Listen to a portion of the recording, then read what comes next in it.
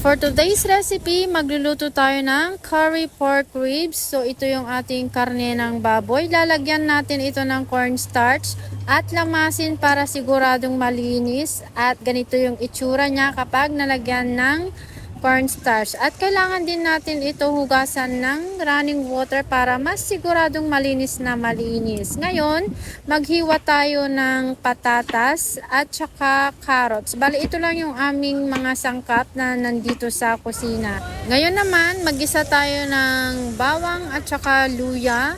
Tapos, ilagay natin yung ating pork ribs.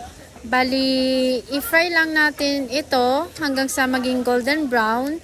Tapos lalagyan din natin ito ng konting ground pepper, pero kung mas marami ay mas maganda.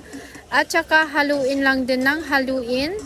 After neto, lalagyan natin ito ng konting tubig. Tapos takpan natin at pakuluan lang ito hanggang sa lumambot yung ating pork ribs.